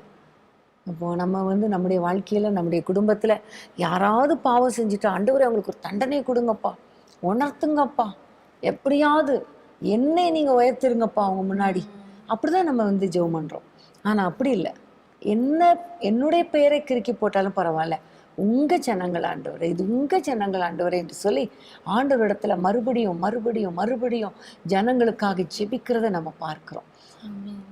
இன்றைக்கி நம்முடைய தேசத்தில் அழிந்து கொண்டிருக்கிற மக்களுக்காக, பாவத்தில் அழிந்து கொண்டு இருக்கிற மக்களுக்காக ஜெபிக்க வேண்டியது நம்முடைய கடமை. அதில் எத்தனை பேர் ஆண்டவரை அறிந்தவங்க, எவ்வளோ பேர் ஆண்டவர் அறியாமல் நரகத்துக்கு நேராக போயிட்டு இருக்காங்களே. அதனால தான் பவுல் சொல்லும்பொழுது எல்லா ஜனங்களும் ரட்சிக்கப்பட வேண்டும் என்பதற்காக நம்ம விண்ணப்பங்களையும் ஸ்தோத்திரங்களையும் ஏறெடுக்க வேண்டும் என்று சொல்லுகிறார். எல்லா ஜனங்களும் ரட்சிக்கப்பட வேண்டும் என்பதே கர்த்தருடைய விருப்பம். அதனால் ஒவ்வொரு நாளும் நம்ம மக்களுடைய ரட்சிப்புக்காக அதிகமாக ஜெபிக்கணும். குறிப்பாக பாவம் செய்கிற பிள்ளைங்க நம்ம சுற்றிலும் இருந்தால், நிறைய வாலிப பிள்ளைங்க இன்றைக்கி போதை வஸ்துக்கும் குடிப்பழக்கத்துக்கும் அடிமையாக இருக்கிறாங்க, பயங்கரமான சண்டை போடுறாங்க, மனைவியை எடுத்தறிந்து பேசுகிறாங்க, தாய் தகப்பனுக்கு கீழ்ப்படுகிறதில்ல. இப்படிப்பட்ட மக்களுக்காகலாம் நம்ம பாரத்தோடு ஜெபிக்கணும். நம்ம வீட்டில் நம்ம நிம்மதியாக இருக்கிறோம் அப்படி நினைக்கக்கூடாது. எவ்வளோ பெற்றோர் கஷ்டப்படுறாங்களே, எவ்வளோ பிள்ளைகள் பாவம் செய்கிறாங்களே, மன்னி ஆண்டவரே என்று சொல்லி ஜெபிக்க ஜெபிக்க ஜெபிக்க கர்த்தருக்கு அது ரொம்ப விருப்பமான ஒரு ஜெபம். அடுத்ததான் நம்ம பார்க்கும் பொழுது 33ஆம் அதிகாரத்தில் ஆண்டவர் சொல்லுகிறார், இவங்க பாவம் செஞ்சதுனால நீ அவர்களை கூட்டிகிட்டு போ, என்னுடைய தூதனை கூட நான் உங்களுக்கு முன்னாடி அனுப்புகிறேன், ஆனால் நான் வரமாட்டேன், இந்த ஜனங்களை நடத்தி கொண்டு போக மாட்டேன் என்று சொன்ன பொழுது அப்போவும் மோசே ரொம்ப அதிகமாக ஜெபிக்கிறத நம்ம பார்க்குறோம். ஆண்டவரே உம்முடைய ஜனங்களை நீர் நினைத்தருளோ என்று சொல்லுகிறாரு. அப்புறம் உம்முடைய சமூகம் எங்களுக்கு முன்பாக வராதிருந்தா நாங்கள் போக மாட்டோம் ஆண்டவரே, எங்களை இந்த இடத்துலேருந்து நீங்கள் கொண்டு போகாதீங்க, நாங்கள் இங்கே இருந்துடுறோம் என்று சொல்லி அதிகமாக ஜெபிக்கிறார். நீங்கள் வாங்க, உங்கள் சமூகம் வரணும் என்று சொல்லி அதிகமாக ஜெபிக்கிறதை நம்ம பார்க்குறோம். ஸோ இந்த சந்தர்ப்பத்தில் ஜனங்கள் பாவம் செய்த பொழுது ஜனங்களுக்காக பரிதாபம் கொள்ளும் என்று சொல்லி ஆண்டவரிடத்தில் கெஞ்சி ஜெபித்த ஒரு தன்மையை நம்ம பார்க்குறோம். இதை தான் சங்கீதத்தில் நம்ம பார்க்குறோம். சங்கீதம் 106, 22, 23 நம்ம பார்க்குறோம். தங்கள் இரட்சகரான தேவனை மறந்தார்கள், ஆகையால் அவர்களை நாசம் பண்ணுவேன் என்றார். அப்பொழுது அவரால் தெரிந்து கொள்ளப்பட்ட மோசே அவர்களை அவர் அழிக்காதபடிக்கு அவருடைய உக்கிரத்தை ஆற்றும் பொருட்டு அவருக்கு முன்பாக திறப்பின் வாயிலே நின்றான். யாத்திராகமத்தில் நம்ம பார்த்த அதே சம்பவத்தை குறித்து சங்கீதத்தில் நம்ம பார்க்கும் பொழுது ரொம்ப அழகாக சொல்லப்பட்டிருக்கிறது. ஆண்டவருடைய கோபத்தை உக்கிரத்தை ஆற்றும் பொருட்டு மோசே திறப்பின் வாசலில் நின்றார் என்று பார்க்கிறோம். ஸோ திறப்பின் வாசலில் நிற்கிறதுனா என்ன, திறப்பின் வாசல் ஜெபம்னா என்ன, அப்படி அநேகர் ரொம்ப கிண்டலாக கேலியாலாம் பேசுகிறாங்க. ஆனால் ஒன்றை புரிந்து கொள்ளணும், எதற்காக திறப்பின் வாசல் ஜெபம் என்றால், ஜனங்கள் பாவம் செய்யும் பொழுது அவர்களை ஆண்டவர் அழிக்கக்கூடாது என்பதற்காக அவருடைய சமூகத்தில் நின்று கோபத்தை மாற்றுங்கப்பா, ஜனங்களை ஆசீர்வதிங்கப்பா என்று மன்றாடி ஜெபிக்கிறதா திறப்பின் வாசல் ஜெபம். ஸோ ஒவ்வொரு நாளும் நம்ம ஒவ்வொருவரும் தேவனுடைய சமூகத்தில் திறப்பின் வாசலில் நின்று மக்களுக்காக ஜெபிக்க வேண்டியது நம்முடைய கடமையாக இருக்கிறது. இன்னும் நம்ம பார்க்கும்பொழுது என்னாகமம் 13ஆம் அதிகாரம் 14ஆம் அதிகாரத்தில் பார்க்கும் பொழுது இஸ்ரவேல் ஜனங்கள் ஒரு 12 பேர் கோத்திரத்துக்கு ஒவ்வொருவராக அந்த கானான் தேசம் எப்படி இருக்கிறது என்று சோதித்து பார்க்கறதுக்காக அனுப்பி வைக்கிறாங்க. அப்போ ஆண்டவர் சொல்லி மோசே அனுப்புகிறார். அவங்க போயிட்டு வர்றாங்க. அவங்க போயிட்டு வரும்பொழுது அந்த தேசம் நல்ல தேசம், அது பாலும் தேனும் ஓடுகிற தேசம்தான் என்று சொல்லி ஒரு பெரிய திராட்சை கொலையை ஒரு 2 பேர் தூக்கிட்டு வர்றாங்கன்னா அப்போ எவ்வளோ பெரிய செழிப்பான ஒரு தேசம், அவ்வளோ நல்ல தேசத்துலேருந்து வர்றாங்க சோதித்து பார்த்து விட்டு. ஆனால் இங்கே என்ன செய்கிறாங்கன்னா 10 பேர், அது பயங்கரமான தேசம், அங்கே ஏனாக்கியரின் புத்திரரை பார்த்தோம், ராட்சசர்கள் இருக்காங்க, நம்ம அங்கே போக முடியாது, அந்த ஜனங்களுக்கு நம்ம இரையாயிருவோம், அவ்வளவுதான் என்று சொல்லி பயங்கரமாக துர்ச்செய்தி பரவ செய்கிறாங்க. இதை கேட்ட இஸ்ரவேல் ஜனங்கள் அவ்வளோ பேரும் அழுறாங்க, நான் முழுவதும் புலம்பினார்களாம். அப்போது யோசுவாவும் காலேபும் மட்டும் சொல்கிறாங்க, அப்படி இல்லை, அவங்க ராட்சசர்கள் தான், ஆனால் அவர்களை காத்த நிழல் போயிடுச்சு, கர்த்தர் நமக்கு அந்த தேசத்தை கொடுப்பேன் என்று சொன்னதுனால அவர் கொடுப்பார். அப்போ வாக்கு தத்தத்தை நம்புங்க, விசுவாசிங்க, கர்த்தர் நம்மேல் பிரியமா இருக்கிறபடினால அங்கே கொண்டு போவார்னு சொல்றாங்க. ஆனாலும் அவங்க எல்லாரும் ஐயோ வேணாம், நாங்க போக மாட்டோம் அப்படின்னு சொல்லிட்டு நாங்க பேசாம நாங்க திரும்பிடுறோம் அப்படியெல்லாம் பயங்கரமா பேசுவாங்க. அப்போ ஆண்டவருக்கு கோவம் சொல்லுவாரு, எல்லாரையும் நான் அழிச்சிடுறேன், பேசாம நீங்க மட்டும் அந்த தேசத்துக்கு போங்கன்னு சொல்லும் பொழுது அங்கேயும் மோசே ஜெபிக்கிறதை பார்க்கிறோம். அதுவும் அந்த 19ஆம் வசனத்தை பார்த்தா 14-19, உமது கிருபையினுடைய மகத்துவத்தின்படியேயும் எகிப்தை விட்டது முதல் இந்நாள் வரைக்கும் இந்த ஜனங்களுக்கு மன்னித்து வந்ததின்படியேயும் இந்த ஜனங்களின் அக்கிரமத்தை மன்னித்தருளும் என்றார். அப்போ ஆண்டவர் சொல்கிறாரு, நீ மன்னிப்பு கேட்டதுனால நான் மன்னிக்கிறேன்னு சொல்றாரு அடுத்த வசனத்துல. ஸோ இந்த இடத்துலையும் மோசே ஆண்டவரிடத்துல சொல்றார், நீங்க எகிப்திலேருந்து வந்த வரைக்கும் எவ்வளோ பாவம் செஞ்சாங்க, அதெல்லாம் மன்னிச்சிங்களே, இங்கேயும் மன்னிச்சிருங்க ஏசப்பா என்று சொல்லி கெஞ்சி பிரார்த்திக்கிறத நம்ம பார்க்குறோம். அதனால ஆண்டவர் மன்னித்து அவங்கள அப்படியே ப்ரொசீட் பண்ணி கூட்டிகிட்டு போகிறார். ஸோ இதுலேருந்து நம்ம அறிந்து கொள்கிற காரியம், இஸ்ரவேல் ஜனங்கள் பாவம் செஞ்சாலும் அந்த பாவத்தை மன்னித்து ஆண்டவர் நடத்தும்படி, ஆண்டவருடைய கோபத்தை ஆற்றும்படிக்கு அவர் திறப்பில் நின்னதை பார்க்கிறோம். வேதத்தில் நமக்கு நிறைய பேர் தெரியும். ஆபிரகாமை குறித்து பார்க்கும் பொழுது சோதோம் குமாரா பட்டணத்தை அழிப்பேன் என்று ஆண்டவர் சொன்னார். ஆனால் இந்த ஆபிரகாம் ஆண்டவரிடத்துல மன்றாடி ஜெபிக்கிறார், ஆண்டவரே 50 நீதிமான்கள் காணப்பட்டாலோ, 40 நீதிமான்கள், 30, 20, 10 நீதிமான்கள் காணப்பட்டால் அழிப்பீரோ என்று சொல்லி ஆண்டவரிடத்துல பின்னும் தேவனுடைய சமூகத்தில் நின்று கொண்டிருந்தான்னு பார்க்குறோம். ஸோ அன்பான தேவனுடைய பிள்ளைகளே, நம்ம ஆண்டவருடைய சமூகத்தில் ஜனங்கள் பாவம் செய்யும் பொழுது அதிகமாக நம்ம திறப்பில் நின்று ஜெபிக்கிறவங்களா மாறணும். எப்படி அன்றைக்கு எஸ்தர் யூத குலம் அழிக்கப்படாதபடிக்கு தேவனுடைய சமூகத்தில் 3 நாள் உபவாசம் பண்ணி ஜெபம் பண்ணி விட்டு ராஜாவினிடத்தில் பிரவேசித்தாலோ, அதனால ஒரு அற்புதம் நடந்தது போல நம்முடைய வாழ்க்கையிலையும் ஜனங்களுடைய பாவத்துக்காக, நம் ஜனங்களுக்கு வருகிற அழிவுக்காக தேவனுடைய சமூகத்திலே மன்றாடி ஜெபிக்கணும். பிரியமானவர்களே, இன்றைக்கும் நம்ம மோசேயுடைய ஜெப வாழ்க்கையை நம்ம தியானித்து கொண்டிருக்கிறோம். முதலாவது மோசே மக்களுக்காக பரிதாபப்பட்டு அவங்களுக்காக ஜெபிக்கிற ஒரு ஜெப வீரனா இருக்கிறத நம்ம பார்த்தோம். இரண்டாவதாக இஸ்ரவேல் ஜனங்கள் முறுமுறுக்கும் போதும், அவங்க தேவனுக்கு விரோதமாக முறுமுறுத்து கொண்டே வரும்போதும், ஒவ்வொரு சூழ்நிலையிலும் அவங்களுக்காக ஆண்டவர்கிட்ட போய் மன்றாடுகிற ஒரு ஜெப வீரனாய் நம்ம பார்த்தோம். மூன்றாவதாக தனக்கு விரோதமாக மக்கள் பேசும்போதும், உடன் பிறந்தவர்கள் பேசும்போதும் அவங்களுக்காக அவங்க பாவத்தை மன்னிங்கப்பா அப்படின்னு கேட்கிற ஒரு அற்புதமான ஒரு ஜெப வீரனாய் நம்ம பார்த்தோம். நான்காவதாக மக்கள் பாவம் செய்யும் போது ஆண்டவர் அழிப்பேன் அப்படின்னு சொல்லும் போது திறப்பிலே நிற்கிறவனாய், நான் தேசத்தை அழிக்காதபடிக்கு திறப்பிலே நிற்க ஒரு மனுஷனை தேடினேன் அப்படின்னு ஆண்டவர் சொல்லும் போது அந்த மோசே அந்த திறப்பிலே நிற்கிற ஒரு ஜெப வீரனாய் காணப்பட்டார் என்பதை நம்ம பார்த்தோம். இந்த 4 காரியங்களை இப்பொழுது பார்த்தோம். தொடர்ந்து நம்ம தியானிக்கிறதுக்கு முன்பதாக ஒரு சிறிய இடைவேளை.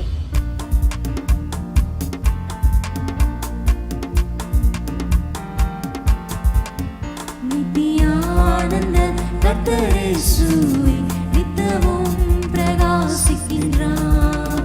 நித்தியானந்த கர்த்தர் இயேசுவே நித்தமும் பிரகாசிக்கின்றார்.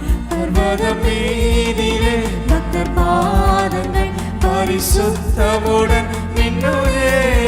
பர்வதம் மீதிலே பக்தர் பாதங்கள் பரிசுத்தமுடன் மின்னுதே. சீயோனிலே சுவிசேஷக ஜெப ஐக்கியமே காணுவோம். ஜெயம் கொண்டோரா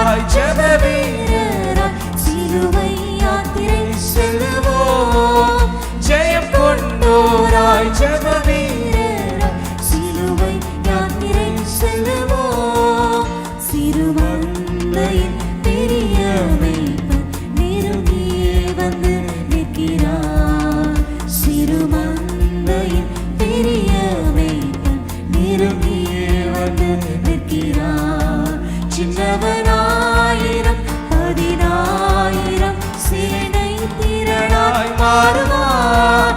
சின்னவனாயிரம் 10,000 சேனை திரளாய் மாறுவார். சீயோனிலே சுவிசேஷக ஜெப ஐக்கியமே காணுவோம். ஜெயம் கொண்டோராய் ஜெப வீரராய் சிலுவை யாத்திரை செல்லுவோம். ஜெயம் கொண்டோராய் ஜெப வீரராய் சிலுவை யாத்திரை செல்லுவோம்.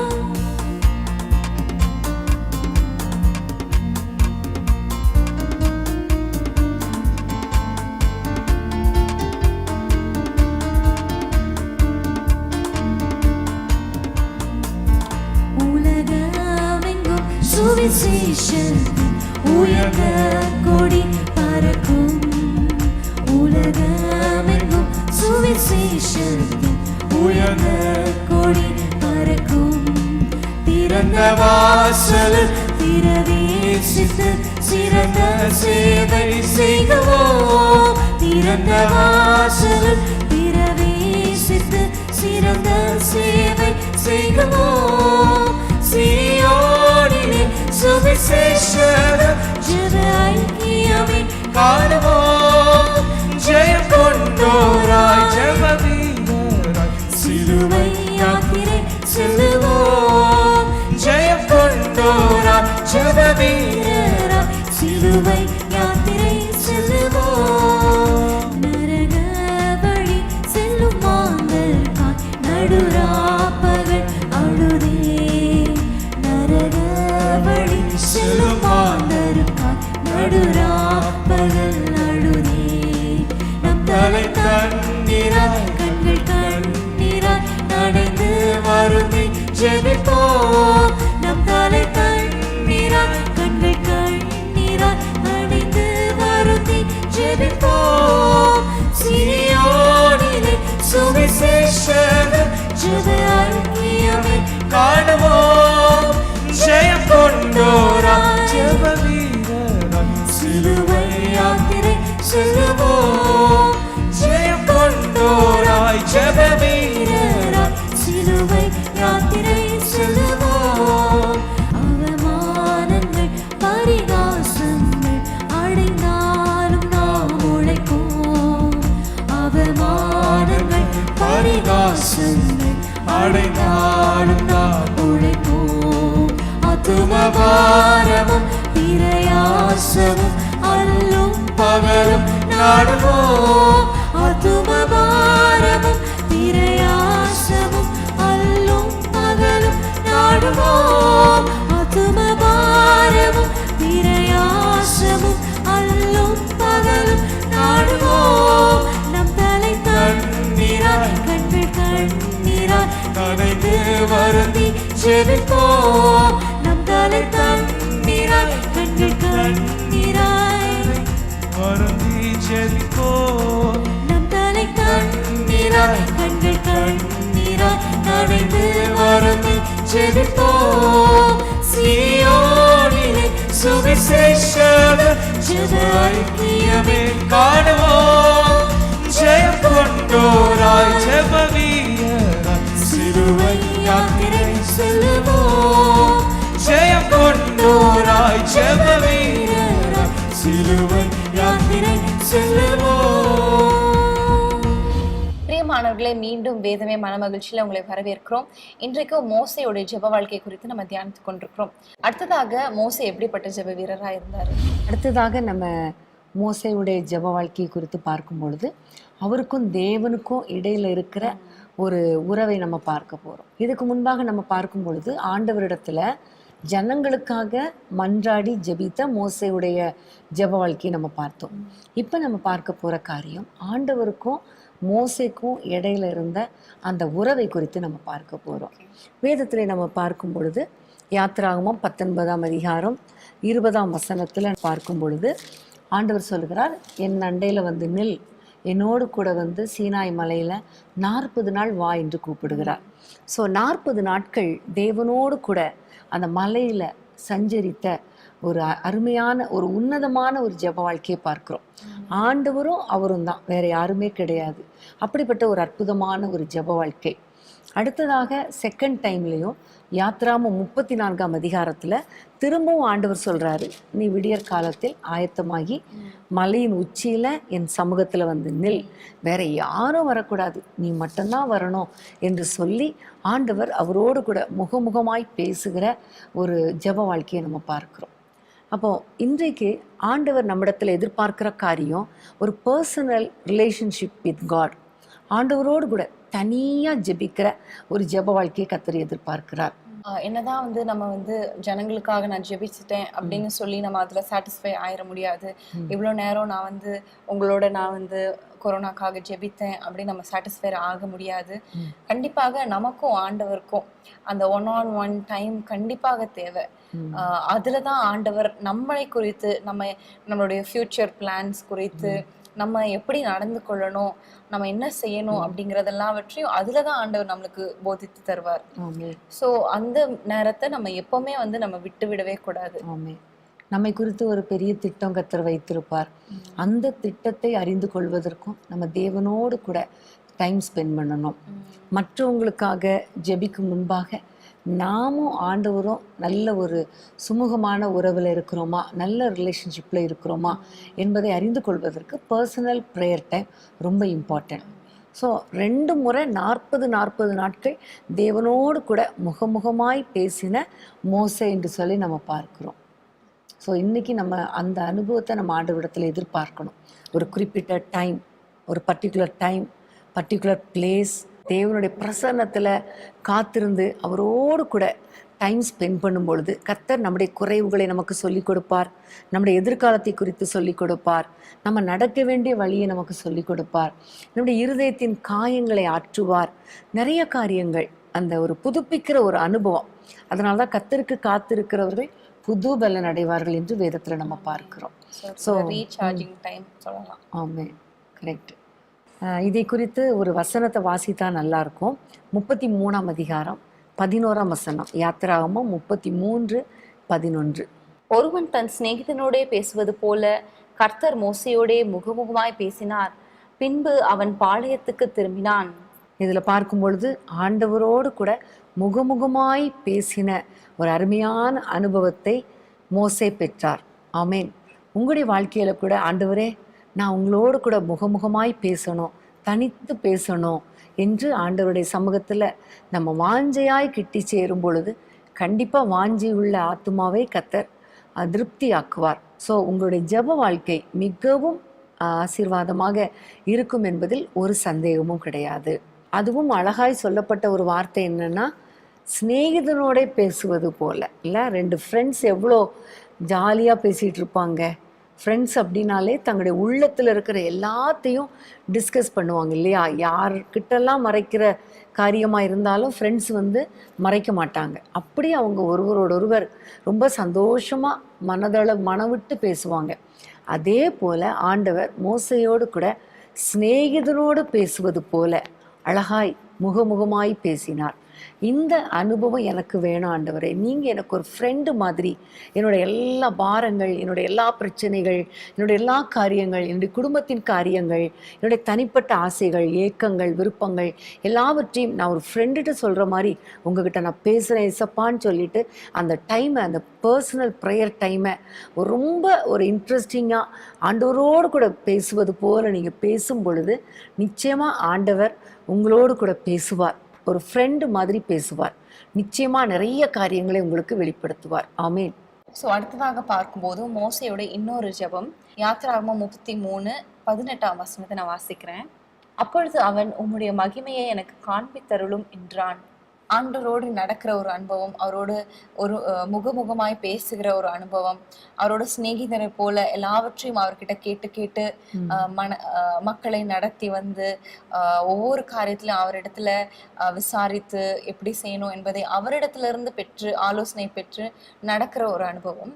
இங்க பார்த்தோம்னா அவருடைய மகிமை எனக்கு காண்பீங்க, உங்களுடைய மகிமை நான் பார்க்கணும், ஆண்டவரே உண்மை நான் பார்க்கணும் அப்படிங்கிற ஒரு வாஞ்சை இல்லையா? அது எத்தனை பேருக்கு அந்த மாதிரி ஒரு வாஞ்சை இருக்கும்னு தெரியல. நிஜமாவே ஒரு பர்சனை நம்ம வந்து ரொம்ப ரொம்ப நேசிக்கும் போதுதான் அந்த மாதிரி உங்களை நான் பார்க்கணும் அப்படிங்கிற ஒரு வாஞ்சை உண்டாகும். ஸோ ஆண்டவர் மேல அவ்வளோ ஒரு லவ் அண்ட் அவ்வளோ ஒரு வாஞ்சை இல்ல மோசேக்கு அவருடைய மகிமையை மகிமையை காணணும். பார்க்கணும் அப்படிங்கிற ஒரு ஒரு ஆசை அவருக்கு. அதே போல ஆண்டவர் அவருக்கு மகிமையை காண்பித்தார். அவருடைய ஜெபத்துக்கு கர்த்தர் பதில் கொடுத்தார். மகிமையை தாரும் ஆண்டவரே, மகிமையை நான் பார்க்கணும் ஆண்டவரே என்று மோசே ஜெபித்ததின் விளைவு பார்க்கும் பொழுது, ஒரு பக்கம் அவருடைய கண்களினால் அந்த மகிமையை தரிசித்தார். அதே வேளையில் அந்த ஜெப வேளையில் தேவனோடு கூட அவர் இருந்ததுனால அவருடைய முகம் பிரகாசித்ததை நம்ம பார்க்கிறோம். 34ஆம் அதிகாரம் கடைசியில் பார்க்கும் பொழுது, சீனாய் மலையிலிருந்து அவர் இறங்கி வரும் பொழுது, ஆண்டவரிடத்தில் ஜெபம் பண்ணிட்டு அவர் இறங்கி வரும் பொழுது, அந்த ஆண்டவருடைய க்ளோரியஸ் ப்ரெசன்ஸ் இவர் மேலே இருந்தது. அதனால அவருடைய முகமே பிரகாசமாக இருந்தது. ஸோ அதை இஸ்ரவேல் ஜனங்களால் பார்க்க முடியல. அதனால மோசே முக்காடிட்டு கொண்டான் என்று நம்ம பார்க்கிறோம். அவ்வளோ பிரகாசம். ஸோ ஆண்டவருடைய சமூகத்தில் நம்ம காத்திருக்கும் பொழுது, அவருடைய மகிமையை நம்ம பார்க்கணுன்னு விரும்பும் பொழுது, கண்டிப்பாக ஆண்டவர் தம்முடைய முக பிரசன்னத்தினால நம்ம நிரப்புவார். அந்த மகிமையின் பிரசன்னம் நம்ம மேலே இறங்கி வரும். அது வரைக்கும் நம்ம ஜெபிக்காமல் விடவே கூடாது. ஸோ இதுலேருந்து நம்ம ஒரு காரியத்தை அறிந்து கொள்ளலாம். அவர் மகிமையை பார்க்கணும்னு இவர் வாஞ்சித்து அவரை தேடி போனதுனால இவருடைய முகம் பிரகாசம் அடைந்தது. அதுதான் நம்ம சங்கீதம் 34:5 நம்ம வாசிக்கிறோம். அவர்கள் அவர்களை நோக்கி பார்த்து பிரகாசம் அடைந்தார்கள், அவர்கள் முகங்கள் வெட்கப்படவில்லை என்பதை நம்ம பார்க்கிறோம். ஸோ ஆண்டவரை நம்ம நோக்கி பார்க்கும்போது நம்மளுடைய எல்லா காரியங்களும் நம் வாழ்க்கையே பிரகாசமாக ஆண்டவர் மாற்றி விடுவார். அடுத்ததாக மோசையோட இன்னொரு ஜெப வாழ்க்கையை நம்ம பார்க்க போறோம். நம்ம எல்லாருக்கும் தெரிந்தது தான். அமலேக்கியர் இஸ்ரவேல் ஜனங்களுக்கு விரோதமாக வரும்போது அவங்க எப்படி ஜெபித்தாங்க என்பதை நம்ம இந்நாள் வரைக்கும் அதை சொல்லி அதன்படி நம்ம ஃபாலோ பண்ணிட்டு வரோம் நிறைய சமயத்துல. ஸோ அதை நம்ம வாசிக்கலாம். யாத்ராகமம் 17:11. மோசே தன் கையை ஏறெடுத்திருக்கையில் இஸ்ரவேலர் மேற்கொண்டார்கள், அவன் தன் கையை தாழ விடுகையில் அமிலேக்கு மேற்கொண்டான். ஸோ இங்க நம்ம பார்க்கிறோம் கைகளை உயர்த்தி ஜெபிக்கிற ஒரு ஜெபம். எசேக்கியா ராஜாவும் ஏசாயாவும் சனகிரிப்பு வரும்போதும் கூட வானத்துக்கு நேராக கைகளை உயர்த்தி அவங்க ஜெபிக்கும் போது ஆண்டவர் வெற்றி தந்தார். இங்கேயும் சத்துருக்கள் வரும்போது மோசையும் ஆரோனும் ஊரும் சேர்ந்து அவங்க எல்லாரும் சேர்ந்து கரங்களை உயர்த்தி ஜெபிக்கும் போது ஆண்டவர் அவங்களுக்காக ஒரு வழியை, விடுதலையை, ஒரு வெற்றியை அங்க தந்தாரு. ஸோ நம்ம வாழ்க்கையில கூட பலவிதமான போராட்டங்கள், சத்துருக்கள் எல்லாம் சூழ்ந்து வரும்போது பிரச்சனைகளா இருக்குது அப்படின்னு நம்ம சொல்லும் போது நம்ம கரங்களை உயர்த்தி ஜெபிக்கும் போது, பாப்பா அடிக்கடி சொல்லுவாங்க நடுராத்திரியில கைகளை உயர்த்தி ஜெபிங்க அப்படின்னு சொல்லி. நிச்சயமாக அப்படி நம்ம விசுவாசத்தோடு அன்னைக்கு ஆண்டவரே அமலேக்கியர் மேல ஒரு வெற்றி கொடுத்தீங்களே, சனகரிப்புக்கு மேல எனக்கு உங்களுடைய ஜனங்களுக்கு வெற்றி கொடுத்தீங்களே, எனக்கு இதுல வெற்றி கொடுங்க அப்படின்னு சொல்லி நம்ம கைகளை உயர்த்தி ஜெபிக்கும் போது கண்டிப்பாக ஆண்டவர் அதை ஹானர் பண்ணுவார். அதுல ஒரு சந்தேகமே இல்லை. ஸோ மோசேயுடைய ஒவ்வொரு சூழ்நிலையில எப்படி எப்படி ஜெபித்தார் என்பதை குறித்து நம்ம ரொம்ப அழகா நம்ம பார்த்தோம். சத்துருக்கள் வரும்பொழுது கையை உயர்த்தி ஜெபித்தார். சங்கீதத்தில் கூட பார்க்கிறோம், நீங்கள் கைகளை உயர்த்தி ஜெபம் பண்ணுங்கள் என்று சொல்லப்பட்டிருக்கிறது. ஆகவே இப்படி நம்ம கைகளை உயர்த்தி ஜெபிக்கும் பொழுது கண்டிப்பாக வெற்றியை பெற்றுக்கொள்வோம். ஸோ ஒவ்வொரு சந்தர்ப்பத்தில் மோசே எப்படி ஜெபித்தார், ஜனங்கள் பாவம் செய்யும்போது எப்படி ஜெபித்தார், அப்புறம் தனியாக எப்படி ஜெபித்தார், திறப்பின் வாசலில் எப்படி நின்று ஜெபித்தார், சத்துருக்களுக்கு முன்பாக எப்படி ஜெபித்தார், கர்த்தருடைய மகிமைக்காக எப்படி ஜெபித்தார், ஆண்டவருடைய பிரசன்னத்துக்காக உடைய சமூகம் எனக்கு வேணாம் ஆண்டவரே என்று எப்படி ஜெபித்தார், இதெல்லாம் நம்ம ஆராய்ந்து பார்த்து அவருடைய வாழ்க்கையை நம்ம ஃபாலோ பண்ணால் கண்டிப்பாக மிகவும் ஆசீர்வாதமாக இருக்கும். ஸோ மோசே ஜெபிக்கிறவராக மாத்திரம் இல்லை, அவர் துதிக்கிறவராக இருந்தார். அற்புதங்கள் நடந்த உடனே கர்த்தரை துதிக்கிறவராக இருந்தார். அதை தான் நம்ம பார்க்கும் பொழுது அமலேக்கியர் இடத்துல வெற்றி பெற்ற உடனே அவர் யெகோவா நிசி என்று ஒரு பெயரிடுகிறதை பார்க்கிறோம். அது அவருடைய நன்றி பலிபிடமாக கட்டுகிறார், ஒரு பலிபிடம் கட்டுகிறார். பலிபிடம் அப்படின்னு சொல்லும் பொழுதே அது துதியை, ஸ்தோத்திரங்களை குறிக்கிறது. ஆமாம், அப்போ கர்த்தர் எங்களுக்கு ஜெயத்தை கொடுத்தார் என்று அந்த இடத்துல நன்றி செலுத்தி பலிபிடத்தை கட்டுகிறார். அதே மாதிரி யாத்ராகமம் 15ஆம் அதிகாரத்தில் இஸ்ரவேல் ஜனங்களுக்கு விரோதமாக பார்வோன் வந்த பொழுதும் அந்த நேரத்துலையும் கைகளை உயர்த்தி அந்த கோலை நீட்டி ஒரு அற்புதம், செங்கடல் 2ஆக பிளந்து அதுக்கப்புறம் இவங்க அக்கறைக்கு வந்துட்டாங்க. பார்வோன் சேனை அந்த கடலில் கவிழ்க்கப்பட்டது. அந்த கடற்கரையில் வந்தும் பார்க்கிறோம் மோசேயும் மற்ற ஜனங்களும் சேர்ந்து கர்த்தரை துதித்து பாடினார்கள் என்று பார்க்கிறோம். ஸோ ஒரு பக்கம் ஜெபம் இருந்துச்சு, அற்புதம் செஞ்ச உடனே அவரை துதிக்கிற துதியும் இருந்துச்சு. இதுவும் ரொம்ப இம்பார்ட்டன்ட். ஜெபத்தில் இன்னொரு பார்ட் அப்படின்னு கூட சொல்லலாம், அது துதி. கர்த்தர் செய்த அற்புதத்திற்காக நன்றி செலுத்துறது. இன்றைக்கி நம்ம நிறைய ஜெபிக்கிறோம், நான் நிறைய துதிக்கிறது இல்லை. ஆனால் ஒவ்வொரு முறையும் ஜெபத்துக்கு பதில் கொடுத்த உடனே ஆண்டவரை நன்றியோடு ஸ்தோத்தரிக்கணும், துதிக்கணும். ஒருவேளை இதுவரைக்கும் உங்களுக்கு அற்புதம் நடக்காட்டா பரவாயில்ல, ஸ்தோத்திரம் பண்ணிகிட்டே இருங்க. கர்த்தர் அற்புதங்களை சீக்கிரமாக செய்ய பண்ணுவார். ஆமென். பிரியமானவர்களே, இன்றைக்கும் நம்ம மோசையோட ஜெப வாழ்க்கையை நம்ம தியானித்தோம். எப்படியெல்லாம் எந்தெந்த சூழ்நிலையெல்லாம் அவர் ஜெபித்தார் என்பதை நம்ம பார்த்தோம். முதலாவதாக, ஜனங்கள் உபத்திரவப்படும் போது அவங்களுக்காக பரிதாபப்பட்டு ஆண்டவரிடத்துல மன்றாடின ஒரு மோசையை நம்ம பார்த்தோம். அடுத்ததாக, ஜனங்கள் ஒவ்வொரு சூழ்நிலையிலும் முறுமுறுக்கும் போது எல்லாவற்றிலும் அவங்களுக்காக ஆண்டவரிடத்துல போய் மன்றாடின ஒரு ஜெப வீரனை நம்ம பார்த்தோம். மூன்றாவதாக, ஜனங்களும் சரி கூட பிறந்தவங்களும் சரி மோசைக்கு விரோதமாக பேசும்போது அவங்களுக்காக கெஞ்சி பிரார்த்தித்தான் என்பதை நம்ம வாசிச்சோம் பைபிள்ல. நான்காவதாக, பாவம் செய்த போது திறப்பின் வாசல்ல நின்று ஆண்டவரே என் பேரை கூட கிறுக்கி போட்டுருங்கப்பா அப்படின்னு சொல்லி மக்களுக்காக பரிதபித்து அவங்களுக்காக மன்றாடி ஜெபிக்கிற ஒரு ஜெப வீரனை நம்ம பார்த்தோம். மாத்திரமல்ல, மோசையுடைய தனிப்பட்ட ஜெப வாழ்க்கை எப்படி இருந்தது அப்படின்றத நம்ம பார்த்தோம். முதலாவதாக நம்ம பார்த்தோம், 40 நாட்கள் ஆண்டவரும் மோசையும் மாத்திரம் தனித்து ஜெபிக்கிற ஒரு ஜெப வாழ்க்கையை நம்ம பார்த்தோம். அதை 2 முறை அவர் செய்தார். சிநேகிதனை போல ஆண்டவரோட முகமுகமாய் உறவாடி கொண்டிருக்கிற ஒரு மோசையை நம்ம பார்த்தோம். அடுத்ததாக, ஆண்டவரே உம்முடைய மகிமையை நான் பார்க்கணும் அப்படின்னு சொல்லி ஆண்டவர் மேல ஒரு வாஞ்சையுள்ள ஒரு மோசையை நம்ம பார்த்தோம். அப்படி கேட்டதுனால அவருடைய முகத்தை ஆண்டவர் எப்படி பிரகாசிக்க பண்ணினார் என்பதையும் நம்ம பார்த்தோம். அடுத்ததாக நம்ம பார்த்தோம், சத்துருக்கள் வரும்போது கைகளை உயர்த்தி ஜெபித்து அதுல ஒரு வெற்றியை கண்ட ஒரு மோசையை நம்ம பார்த்தோம். கடைசியாக, மோசே ஜெபிக்கிறவர் மாத்திரமல்ல துதிக்கிறவராயும் இருக்கிறதை நம்ம பார்த்தோம். செங்கடல்ல பார்வோன் சேனையை எதிர்த்து ஒரு வெற்றியை காணும் போது அங்கேயும் ஆண்டவரை துதிக்கிறார். அமலேக்கிற இடத்துல ஆண்டவர் ஒரு வெற்றியை கொடுக்கும் போதும் யெகோவா நிசி என்று பலிபீடத்தை கட்டி அங்கேயும் ஆண்டவரை துதிக்கிறதை நம்ம பார்க்கிறோம். உண்மையிலே இந்த பைபிள் ஸ்டடி ரொம்ப ஆசீர்வாதமாக இருந்துச்சு இல்லையா? மோசே எந்தெந்த சூழ்நிலையில் எப்படிலாம் ஜெபித்தார்னு பார்க்கும் பொழுது நம்ம ஜெப வாழ்க்கையில் எவ்வளோ குறைவுபட்டு இருக்கிறோம் என்பதை அறிந்து கொள்ள முடிகிறது. ஸோ இந்த நாள்லேருந்து நம்ம ஒரு பிளான் பண்ண போகிறோம், அதிகமாக ஜெபிக்க போகிறோம். ஆமே, நமக்காக மாத்திரமல்ல மற்றவர்களுக்காக, சூழ்நிலைக்காக நம்ம ஜெபிக்கும் பொழுது கண்டிப்பாக கர்த்தர் பெரிய காரியங்களை செய்வார். இப்போ நம்ம எல்லாரும் ஜெபிக்க போகிறோம் ஆண்டவரிடத்துல, எங்களுக்கும் இப்படிப்பட்ட ஒரு ஜெப வாழ்க்கையை தாங்கப்பா என்று நம்ம எல்லாரும் ஜெபிக்கலாமா? ஸ்தோத்திர ஆண்டவரே, நன்றியோடு துதிக்கிறோம் அப்பா. இந்த வேதமே மனமகிழ்ச்சி மூலமாக எங்களோடு கூட நீங்கள் ஆண்டவரே பேசின ஒவ்வொரு காரியத்துக்காக உமக்கு ஸ்தோத்திரம்.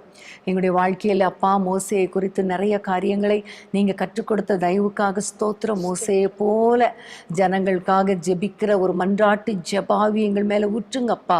கண்ணீரின் ஜெபாவியை ஊற்றுங்கப்பா. கண்ணீரோடு ஆத்தும பாரத்தோடு மக்களுக்காக ஜெபிக்க எங்கள் ஒவ்வொருவருக்கும் கிருபை தாரும் ஆண்டவரே. எங்களுக்கு யாராவது தீங்கு செய்தாலும் எங்களுடைய சத்துருக்களுக்காக நாங்கள் ஜெபிக்க மன்றாட எங்கள் ஒவ்வொருவருக்கும் கிருபை தர வேண்டும் என்று ஜெபிக்கிறோம் அப்பா. அது மாத்திரமல்ல, உம்மோடு கூட ஒவ்வொரு நாளும் உறவாடுகிற ஒரு அனுபவம், விடியற் காலையிலே ஆயத்தமாகி உம்முடைய சமூகத்திலே வந்து நிற்கிற ஒரு அனுபவம் எங்கள் ஒவ்வொருவருக்கும் தாங்கப்பா. அப்படி நாங்கள் வரும் பொழுது நீங்கள் எங்களோடு கூட பேசுங்க, நிறைய காரியங்களை எங்கள் கற்றுக் கொடுங்க, எங்களுடைய எதிர்காலத்தை குறித்து வெளிப்படுத்துங்க. எங்களுடைய பிள்ளைகள் அப்பா, எங்களுடைய தேசத்தின் காரியங்கள் எல்லாவற்றையும் எங்களுக்கு வெளிப்படுத்த வேண்டும் என்று நாங்கள் ஜெபிக்கிறோம் அப்பா. அப்படிப்பட்ட ஒரு ஜெப வரம் எங்கள் ஒவ்வொருவருக்கும் தர வேண்டும் என்று நாங்கள் ஜெபிக்கிறோம். ஒரு ஜெப ஆவியினால எங்கள் ஒவ்வொருவரையும் நிரப்புவீராக. ஒரு ஜெப மேகம் எங்கள் வீடுகளிலே மூடுவதாக நாங்கள் ஜெபிக்கிறோம் அப்பா. உம்முடைய மகிமையினால் எங்களை நிரப்புங்க, உம்முடைய கிருபையினால் நிரப்புங்க. உம்முடைய சமூகம் எங்களுக்கு முன் செல்லட்டும் அப்பா. ஆண்டவரே, உமக்கு நன்றி தகப்பனே. இந்த வேளையிலே கர்த்தாவே, ஒவ்வொரு மக்களுடைய வாழ்க்கையிலும் அற்புதங்களையும் அதிசயங்களையும் காண பண்ணுங்கப்பா. உடைய பிள்ளைகள் வாழ்க்கையில் இருக்கிற எல்லா குறைவுகள் நிறைவாகட்டும்.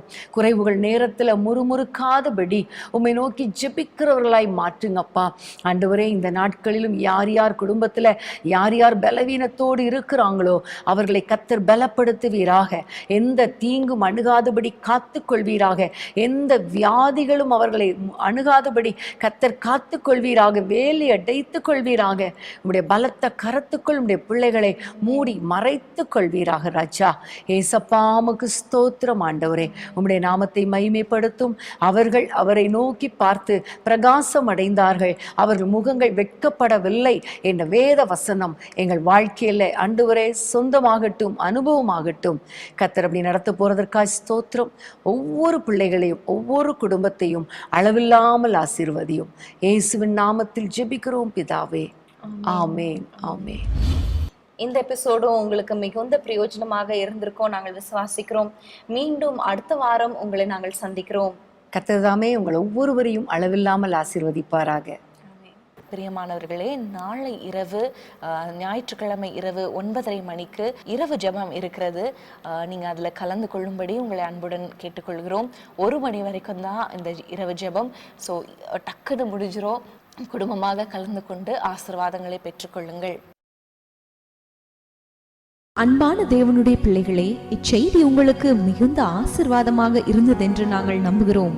தொடர்ந்து எங்கள் செய்திகளை கேட்டு கர்த்தருக்குள் ஆசீர்வதிக்கப்பட ஜீசஸ் மீட்ஸ் மினிஸ்ட்ரீஸ் என்கிற எங்கள் யூடியூப் சேனலை சப்ஸ்கிரைப் செய்யுங்கள். மேலும் உங்கள் ஜெப உதவிக்கு எங்களோடு நீங்கள் தொடர்பு கொள்ள வேண்டிய தொலைபேசி எண் 9842252836 மற்றும் 7299546363. Email gpsrobinson@hotmail.com. கர்த்தர் உங்களை ஆசீர்வதிப்பாராக.